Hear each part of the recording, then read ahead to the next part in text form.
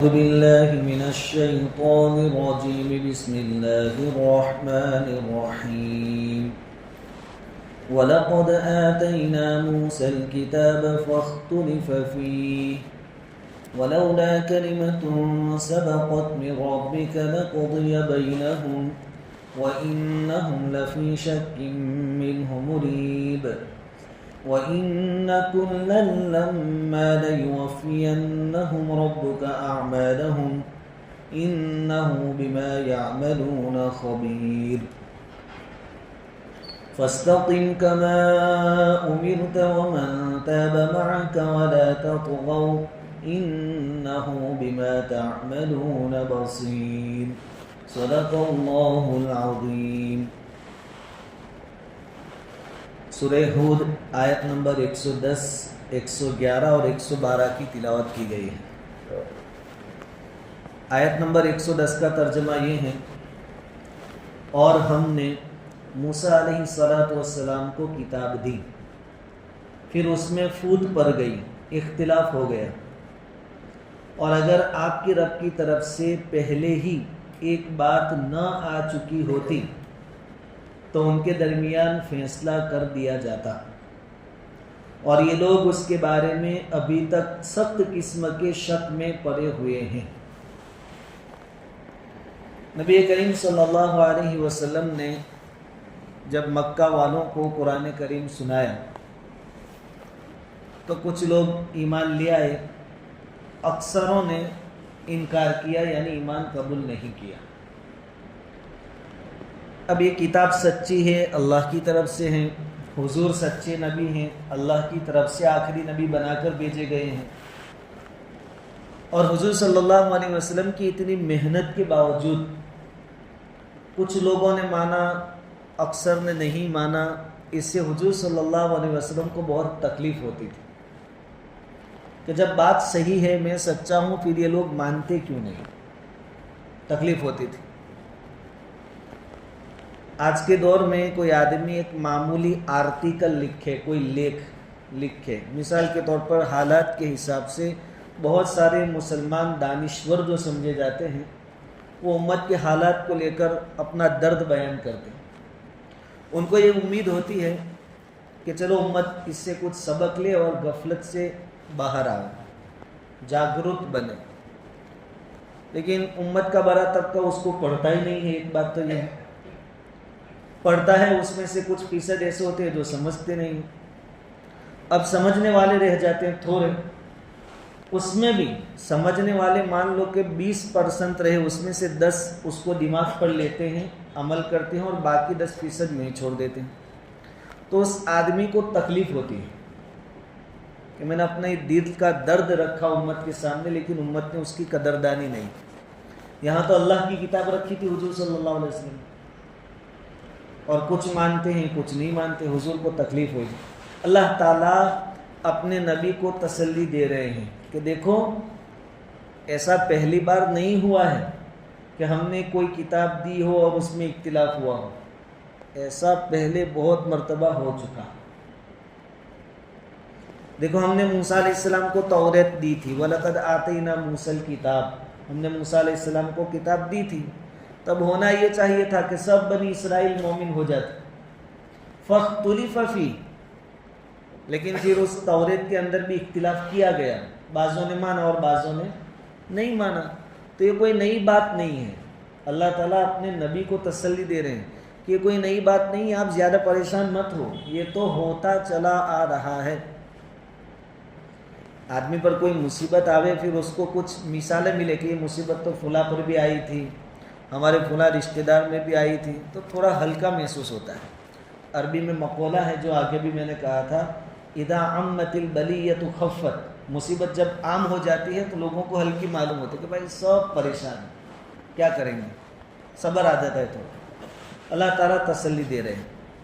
دوسری بات کہ آدمی کتنا ہی مضبوط کیوں نہ ہو، لیکن پازیٹیو اور نیگیٹو چیزوں کا اثر اس کے اوپر ضرور پڑتا ہے. مخالفت سے حضور صلی اللہ علیہ وسلم کو رنج ہوتا تھا، اور یہ ان لوگوں کو ہوتا ہے جن کے سینوں میں دھڑکتا ہوا دل ہوتا ہے. ان کو سب احساس ہوتے ہیں. اور جن کا دل مر گیا ہو وہ آدمی باپ کی میت پر بھی بیٹھ کر آرام سے کھانا کھا سکتا ہے. احساس ہی ختم ہو گیا ہو پھر وہ آدمی کچھ محسوس نہیں کر سکتا. حضور استقامت کے پہاڑ، مضبوط، نبیوں کے سردار، لیکن کئی موقعوں پر اللہ تعالیٰ نے بار بار آپ کو تسلی دی. یہ انسان کے ضمیر کے زندہ ہونے کی دلیل ہے کہ اس پر ایک اثر پڑے. اللہ تعالیٰ فرماتے ہیں کہ موسیٰ علیہ السلام کے زمانے میں بھی ایسا ہوا تھا اور کئی واقعات ہیں. یہاں سے ایک ایگزامپل، ایک مثال دی. سورہ یاسین کے اندر بھی وَضْرِبْ لَهُمْ مَثَلًا أَصْحَابَ الْقَرْيَةِ، وہاں کیا ہے؟ وہاں بھی حضور صلی اللہ علیہ وسلم کو تسلی دی گئی ہے اور کہا گیا ہے کہ دیکھو مکہ والوں سے کہو کہ تم سے پہلے ایک بستی والے تھے، ان میں ہم نے پہلے 2 نبیوں کو بھیجا، دونوں نے دین کی دعوت دی، لوگوں نے ان کو جھٹلایا. ان دونوں کی تائید کے لیے ہم نے تیسرے ایک نبی کو بھیجا، 3 ہو گئے تو قوم نے تینوں کو جھٹلایا. اور بلکہ جھٹلانے تک لمیٹیڈ نہیں، پھر قحط سالی ہوئی، بارش رک گئی تو وہ الزام بھی نبیوں پر ڈالا امت نے کہ تمہاری نحوست کی وجہ سے تم نئی دعوت لے کر آئے، تم نے فتنہ کھڑا کیا. فتنے کا لفظ بہت عام ہے. آدمی کے مزاج کے خلاف کوئی چیز آتی ہے تو سامنے والوں کو اگر فتنہ کرتا ہے. فتنے کا ڈیفینیشن کیا ہے وہ بھی سمجھنا چاہیے آدمی. یوں بول کے فتنہ کر دیا سامنے والے کو آپ خاموش نہیں کر سکتے، آپ کو ثابت کرنا پڑتا ہے کہ فتنہ ہے. تو قوم نے الزام لگایا یہ تمہاری نحوست ہے. قالوا انا تطیرنا بکم، ہم تم کو منحوس پا رہے ہیں، تمہاری وجہ سے بارش رک گئی، قحط سالی ہو گئی. مکہ والوں نے بھی الزام لگایا تھا کہ تم نے بھائی کو بھائی سے الگ کر دیا. حضور پر الزام لگا تھا کیونکہ ایک گھر میں ایک بھائی مسلمان ہو گیا تھا، دوسرا ابھی تک کافر باقی تھا. باپ بیٹے میں تم نے جدائی ڈال دی، کہیں باپ مسلمان تھا لڑکا مسلمان نہیں ہوا تھا، کہیں بیٹا مسلمان ہو گیا باپ کافر تھا. اور یہ بھی الزام کہ تم نے میاں بیوی کو الگ کر دیا، کہیں ایسا ہوا کہ بیوی مسلمان ہو گئی شوہر مسلمان نہیں ہوا. یہ الزامات امت کی طرف سے آتے رہے. اللہ تعالیٰ نے اپنے نبی کو تسلی دی. یہ تو پہلے سے چلتا آیا ہے. اب ایک سوال یہ ہوتا ہے کہ اللہ تعالیٰ کی قدرت تو بے مثال ہے جس کی کوئی حد نہیں. اللہ تعالیٰ چاہے تو مچھر کی طرح ان کو مسل دے. تو اتنا کچھ کرنے کے باوجود اللہ کی پکڑ کیوں نہیں آتی؟ ان کو اس وقت یہ سوال ہوا تھا، ہم کو آج کے دور میں ہوتا ہے. بھائی فلسطین دیکھ لو، معصوم بچے، چیختی روتی ہوئی عورتیں، بوڑھے بیمار، آکسیجن نہیں ہے، کھانا پینا نہیں ہے. تو اللہ تعالیٰ کی مدد کیوں نہیں آتی؟ ان پر عذاب کیوں نہیں آتا؟ اللہ تعالیٰ نے تب سے جواب دے دیا ہے وَلَوْلَا كَلِمَةٌ سَبَقَتْ مِن رَبِّكَ، اگر آپ کے رب کی طرف سے پہلے ہی سے ایک بات طے نہ ہو چکی ہوتی لَقُضِيَ بَيْنَهُمْ، تو ان کا فیصلہ آن دا اسپاٹ ہو جاتا. لیکن اللہ نے پہلے سے طے کر رکھا ہے کہ اتنے سالوں تک یہ ظالم ظلم کریں گے، مظلوموں کو اتنی مدت تک برداشت کرنا ہی کرنا ہے. یہ دنیا اتنے سالوں تک مجھے چلانی ہے، قیامت اتنی مدت کے بعد آئے گی. اللہ تعالیٰ نے طے کر لیا ہے اور اللہ کو پہلے سے معلوم تھا کہ یہ سب ہونے والا ہے. اس کو سامنے رکھ کر اللہ نے طے کیا ہے. اور اللہ تعالیٰ کی پلاننگ ہماری طرح نہیں ہوتی جو اور تو والی کہ اگر بارش ہوئی تو میچ نہیں کھیلیں گے اور بارش نہیں ہوئی اور کھیلیں گے. جو اور تو نہیں ہوتا. اللہ تعالیٰ کا فیصلہ پہلے سے پرفیکٹ ہوتا ہے. اس لیے اللہ تعالیٰ فرماتے ہیں کہ وہ جو میں نے پہلے سے طے کر دیا ہے کہ کس پر پکڑ کب آئے گی، عذاب کب آئے گا، وہ پہلے سے طے نہ ہوتا تو ابھی ان کا فیصلہ ہو جاتا. اچھا اس میں ایسا بھی نہیں ہے کہ اللہ کو افسوس ہوتا ہو کہ یار میں نے غلط پہلے سے طے کر دیا. ایسی بات بھی نہیں ہے. اللہ کو پہلے سے معلوم ہے کہ یہ سب ہونا ہے، پھر بھی اللہ نے طے کیا کہ یہ کام اتنی مدت کے بعد ہی کرنا ہے تو وہ اپنے ٹائم پر ہوگا. اگر یہ فیصلہ نہ ہوا ہوتا تو ہمارے پاس تو طاقت ہے، لَقُضِيَ بَيْنَهُمْ، ان کے درمیان فیصلہ ہم کر دیتے. وَإِنَّهُمْ لَفِي شَكٍّ مِّنْهُ مُرِيبٍ، اور یقیناً یہ لوگ یعنی مکہ والے اس کے بارے میں ابھی تک سخت قسم کے شک میں پڑے ہوئے ہیں، یعنی آخرت کے بارے میں. مکہ والوں کو دعوت کس کی دی جاتی تھی؟ موت کے بعد کی زندگی کہ یہاں ایمان لاؤ گے تو ہمیشہ کی زندگی میں کامیابی ملے گی، نہیں لاؤ گے تو جہنم ہے، عذاب ہوگا. اللہ تعالیٰ فرماتا ہے کہ یہ بات ان کے دماغ میں اتر ہی نہیں رہی. یار ایسے تو کیسے ہو سکتا ہے؟ آدمی مر جاوے اس کو جلا دیا جاوے، اس کی رات پانی میں بہا دی جاوے یا ہوا میں اڑا دی جاوے، پھر اس کو دوبارہ زندہ ہونا ہے، اپنے کیے اعمال کا بدلہ بھگتنا ہے، یہ ان کی سمجھ میں ہی نہیں آتا تھا۔ اس میں برابر شک میں اللہ تعالیٰ فرماتے ہیں وَإِنَّهُمْ لَفِي شَكٍّ مِّنْهُ مُرِيبٍ، برابر شک میں گرے ہوئے ہیں۔ وَإِنَّ كُلًّا لَمَّا لَيُوَفِّيَنَّهُمْ رَبُّكَ أَعْمَالَهُمْ، اور یقیناً آپ کا رب ہر ایک کو اس کے اعمال کا پورا بدلہ دے گا۔ یعنی جو ظالم ہے، جو غلط کام کر رہے ہیں، وہ بھی یہ نہ سمجھے کہ بھائی ابھی پکڑ نہیں ہوتی تو کبھی بھی نہیں ہوگی، پھر اگر پکڑ ہونی ہوتی تو بھی ہو جاتی۔ ہم اتنا کچھ کر رہے ہیں، اتنا ہم جو چاہے کر سکتے ہیں، کر رہے ہیں، پھر بھی پکڑ نہیں آتی۔ اللہ تعالیٰ فرماتے ہیں کہ ہر ایک کو آپ کا رب ان کے اعمال کا پورا پورا بدلہ دے گا۔ انہ بما یعملون خبیر، وہ باخبر ہے اس سے جو وہ کر رہے ہیں۔ ایسا نہیں ہے کہ کوئی دیکھنے والا نہیں ہے اور کوئی بولنے والا نہیں ہے۔ فرشتے لکھ رہے ہیں، آسمان زمین گواہ ہیں، اللہ رب العزت دیکھ رہے ہیں، لیکن اللہ تعالیٰ کا ایک سسٹم ہے، وہ اپنے حساب سے کام کرتا ہے۔ وقت آنے پر ہر ایک کو ان کے اعمال کا پورا پورا بدلہ دیا جائے گا۔ فاستقم کما امرت ومن تاب معک ولا تطغوا، آیت نمبر 112۔ اللہ تعالیٰ فرماتے ہیں کہ پس آپ جمے رہیے، فاستقم دین پر جمے رہیے، کما امرت جیسا کہ آپ کو حکم ہوا ہے، جیسا جمنے کا حکم ہے ویسا جمے رہیے۔ ومن تاب معک، اور وہ بھی جمے رہیں جنہوں نے آپ کے ساتھ توبہ کی، یعنی صحابہ کرام، کفر و شرک میں سے جو ایمان میں داخل ہوئے اور قیامت تک کے مسلمان۔ ولا تطغوا، اور حد سے آگے نہ بڑھو۔ یہ وہ آیت ہے جس کے بارے میں ہم نے شروع میں سنا تھا کہ نبی کریم صلی اللہ علیہ وسلم کی داڑھی مبارک میں چند بال سفید ہو گئے، بڑھاپے کے آثار اور نشانیاں ظاہر ہوئی، تو صحابہ کرام نے عرض کیا کہ حضور آپ پر بڑھاپے کا اثر ظاہر ہو رہا ہے۔ تب حضور صلی اللہ علیہ وسلم نے فرمایا تھا کہ مجھے سورہ ہود نے، سورہ واقعہ نے بوڑھا کر دیا۔ چند صورتوں کے نام آپ نے بتائے تھے، اس میں سورہ ہود کا تذکرہ تھا۔ حضرت عبداللہ ابن عباس رضی اللہ تعالیٰ عنہ فرماتے ہیں کہ پوری سورہ ہود مراد نہیں ہے، یہ آیت مراد ہے جس نے حضور پر بڑھاپے کے اثر ظاہر کر دیے۔ تو ایسا اس آیت میں کیا ہے؟ فاستقم کما امرت، اللہ تعالیٰ نے حکم دیا کہ جیسا آپ کو حکم دیا گیا اس پر سیدھے کھڑے رہیے، ذرہ برابر نہ داہنی طرف جھکاؤ چاہیے، نہ بائیں طرف جھکاؤ چاہیے، نہ آگے جھکاؤ چاہیے، نہ پیچھے جھکاؤ چاہیے۔ بھئی آپ ایک لوہے کا سلیا لے کر اس کو کھڑا کریں، زمین میں گاڑ دیں، بالکل سیدھا، وہ کئی سالوں تک سیدھا رہ سکتا ہے۔ آپ نے کوئی کھمبا تعمیر کیا، ستون، وہ سالوں تک سیدھا کھڑا رہ سکتا ہے۔ یہ ستون کئی سالوں سے ہیں، ابھی ٹیڑھے نہیں ہوئے، کیونکہ ان کے اندر حرکت نہیں ہے۔ لیکن کوئی حرکت والی چیز آپ انسان کو کہے کہ بالکل سیدھے کھڑے رہو، آدمی 5 منٹ بھی سیدھا کھڑا رہ سکتا نہیں۔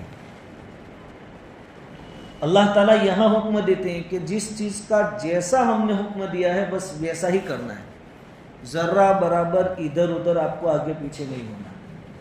اور چونکہ حضور تو کامل انسان تھے اور انسانوں کے لیے نمونہ تھے، اور نبیوں کے اندر اللہ کا خوف بہت زیادہ ہوتا ہے، خشیت بہت زیادہ ہوتی ہے، اس لیے حضور صلی اللہ علیہ وسلم کو بہت فکر اس بات کی رہتی تھی کہ جیسا اللہ نے استقامت کا کہا ہے کہیں اس سے آگے پیچھے تو میں نہیں ہوں، اس کی فکر حضور کو رہتی تھی۔ ایک تو ہے نارمل کہ بھائی سیدھے رہیے، لیکن یہاں آرڈر ہے ہم نے جیسا کہا ویسے سیدھے رہیے۔ تو حضور کو ٹینشن یہ ہوتا تھا کہ جیسا کہا گیا ویسا سیدھا ہوں کہ نہیں۔ اس وجہ سے حضور صلی اللہ علیہ وسلم فرماتے ہیں کہ میرے اوپر بڑھاپے کے استقامت بہت بڑی چیز ہے، اور یہ استقامت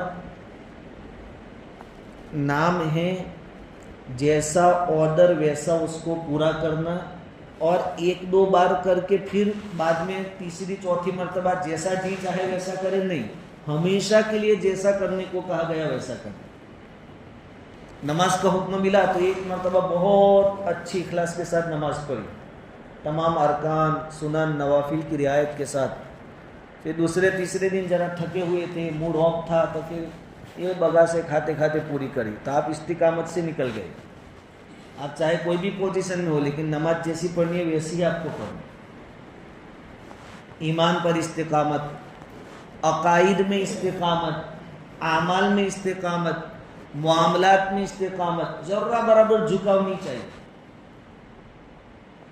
اس کی فکر کی وجہ سے حضور کے چہرے پر, حضور کی داڑھی مبارک میں بڑھاپے کے آثار ظاہر ہوئے. آج کے دور میں ہمارے لیے ضروری ہے ایمان پر استقامت. یہ پہلا تقاضا.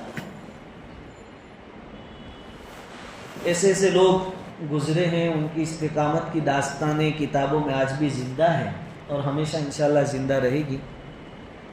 مسند احمد کے اندر ایک روایت ہے کہ فرعون جو تھا اس نے تو خدائی کا دعویٰ کیا تھا. یہ واقعہ آپ نے سنا ہوگا.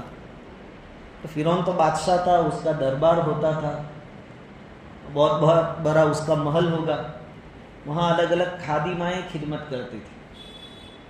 تو فرعون کی اولاد بھی تھی. علماء نے لکھا ہے فرعون کو ممکن ہے کسی دوسری عورت سے ہو. راجہ اور بادشاہ تو ایک شادی تھوڑی کرتے تھے. اس کی اولاد تھی. تو اس کی لڑکیاں بھی تھیں. ان لڑکیوں کے سر میں کنگھی کرنے کے لیے ایک عورت کو رکھا تھا, خادمہ. اس کا کام تھا فرعون کی لڑکیوں کے سر میں کنگھی کرنا.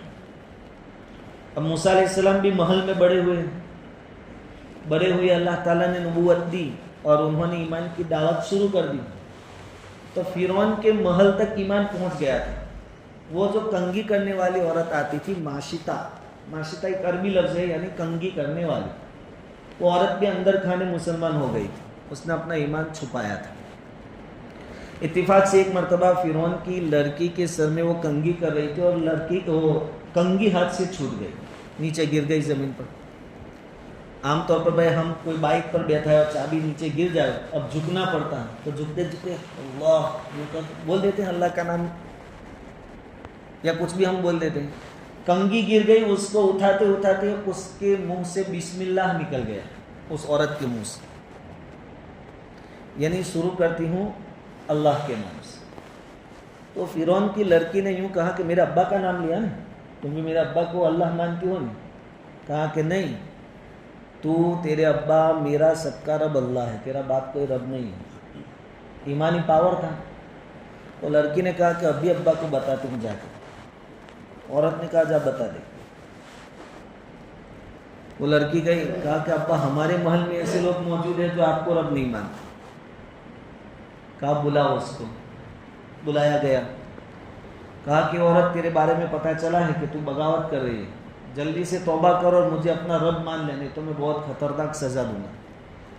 اس عورت نے کہا کہ جو سزا دینا ہو دے, میں تجھے اپنا رب نہیں مانتی, بلکہ تیرا میرا سب کا رب اللہ ہے, میں تجھے رب نہیں مانتی. کہا سوچ لے اپنا انجام. کہا کہیں نہیں, جو کرنا ہے کرو. ایک درباری تھا, اس نے کان میں کہا کہ اس کی اولاد بھی ہے چھوٹی چھوٹی, ایک تو دودھ پیتا بچہ بھی ہے اور دوسری بھی اولاد ہے. اور عورتیں خود کی پرواہ تو نہیں کرتی, لیکن اپنی اولاد کی پرواہ ماں باپ ضرور کرتے ہیں. مرغی کو دیکھا ہوگا, وہ بھی جانتی ہے کہ بلی سے میں مقابلہ کر سکتی نہیں, لیکن اپنے بچوں کو بچانے کے لیے اڑ جاتی ہے, لڑ لیتی ہے بلی سے. تو اس نے مشورہ دیا کہ اس کو پہلے اولاد کے ذریعے بلیک میل کرو. اب یہ تو فرعون تھا, خطرناک آدمی تھا. کہا کہ ایک پیتر جس کو ہم بولتے ہیں, اس کو پگھلا کر ایک گائے کی شکل بناؤ. گائے کی شکل بڑی, دیگ کی طرح اتنی بڑی, اور پھر اس کو جلاؤ اور اس کو پگھلنے دو. اس کے بعد اس عورت کو حاضر کرو. درباریوں نے فرعون کا حکم پورا کیا, آگ جلائی گئی, پیتل کو پگھلایا گیا. اب وہ پگھلے یعنی کیا بات ہے. پھر عورت کو بلایا گیا اور اس کی اولاد کو پکڑ کر لائے سپاہی. کہا کہ دیکھ, اگر تو مجھے اللہ نہیں مانتی, رب نہیں مانتی, تو تیری اولاد کو ہم ڈال لیں گے. چونکہ ایمان مضبوط تھا, پکا تھا, وہ اپنی بات پر جمی رہی کہ میں تجھے اپنا رب نہیں مانتی. تو ایک اولاد کو پکڑ کے ڈالا, دوسری کو ڈالا, پھر وہ دودھ پیتے بچے کی باری آئی. تو حدیث میں ہے مسند احمد میں, اور اس کو صحیح حدیث قرار دیا گیا ہے سند کے اعتبار سے بھی, کہ عورت لرز گئی کہ میرے دودھ پیتے بچے کا کیا ہوگا. تو دودھ پیتے بچے عام طور پر بولتے نہیں ہیں، بات نہیں کرتے، تھوڑا بہت تو بولتے لیکن بات نہیں کرتے. اس بچے کو اللہ تعالیٰ نے بولنے کی صلاحیت. بچے نے کہا کہ امی جان بنداس کود جائیے آپ، دنیا کی سزا آخرت کی سزا کے مقابلے میں کچھ بھی نہیں ہے، میری بھی فکر مت کریے. تو وہ عورت اپنے دودھ پیتے بچے کو لے کر اس میں کود گئی تو شہید ہو گئی. حضور صلی اللہ علیہ وسلم نے فرمایا، حضرت عبداللہ ابن عباس اس روایت کے راوی ہے، مسند احمد کی روایت ہے، 2808 نمبر کی روایت ہے، کہ جب مجھے معراج میں لے جایا گیا تو میں نے وہاں ایک خوشبو سونگھی، بہت زبردست خوشبو. میں نے جبرائیل سے پوچھا کہ جبرائیل یہ خوشبو کیسے؟ تو کہا کہ وہ فرعون کی لڑکی کی سر میں جو کنگن کیا کرتی تھی، کنگھی کرتی تھی، اس عورت کی خوشبو. تو پھر حضور فرماتے کہ میں نے پوچھا کہ اس کا کیا واقعہ پیش آیا تھا؟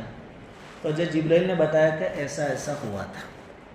تو دیکھو یہ ہے ایمان پر استقامت. اپنی اولاد کی جان دے دی، دودھ پیتے بچے کی بھی جان دے دی، اور خود بھی کود گئی اور شہید ہو گئی، لیکن اپنا ایمان نہیں چھوڑا. تو ہر چیز میں استقامت چاہیے. عقائد کا باب بہت نازک ہے. مانیتائیں، ہم اللہ کے بارے میں کیا مانتے ہیں، نبیوں کے بارے میں ہمارا کیا ماننا ہے، یہ سب چیزیں، یہ بہت باریک چیزیں ہیں.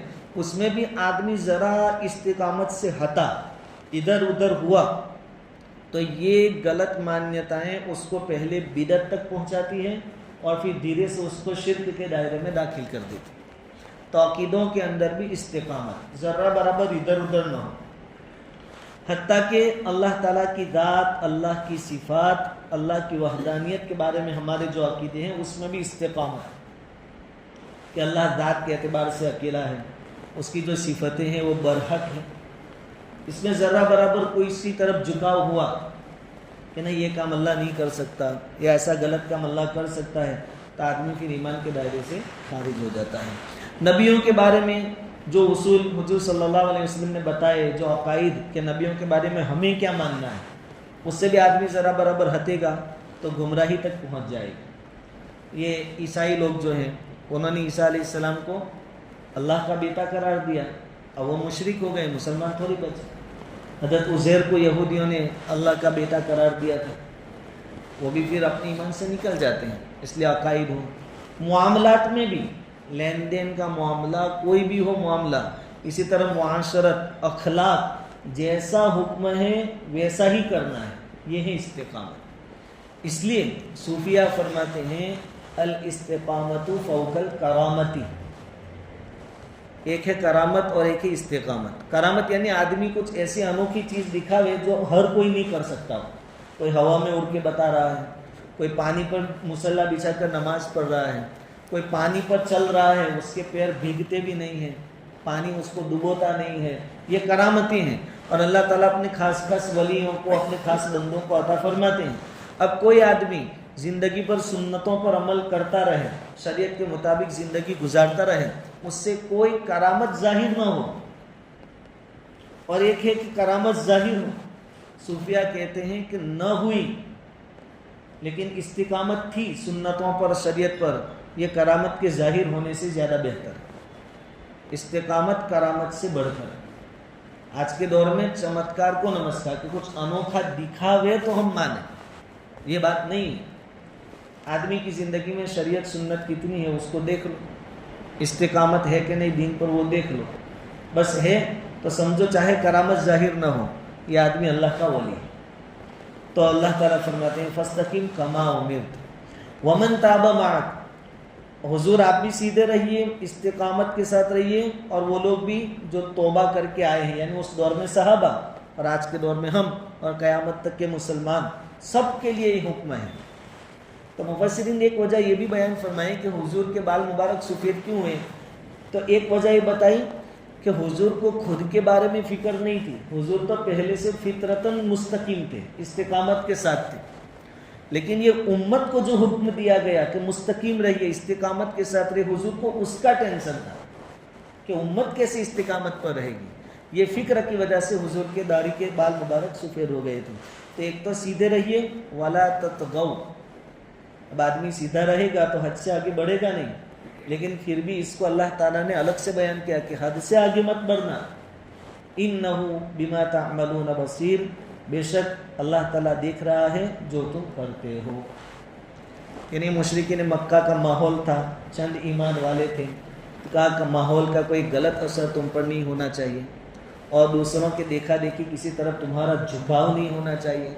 آج کے دور میں کیا ہوتا ہے کہ آدمی مسلمان ہے، حاجی نمازی آدمی ہے، سمجھدار ہے، لیکن میڈیا کے ذریعے سب کے ذہن واش کیے جا رہے ہیں. اسی طرح ماحول ایسا کریٹ کیا جا رہا ہے کہ اچھا خاصا آدمی بھی کچھ ایسی باتوں میں جھک جاتا ہے، غلط باتوں کی طرف جھک جاتا ہے.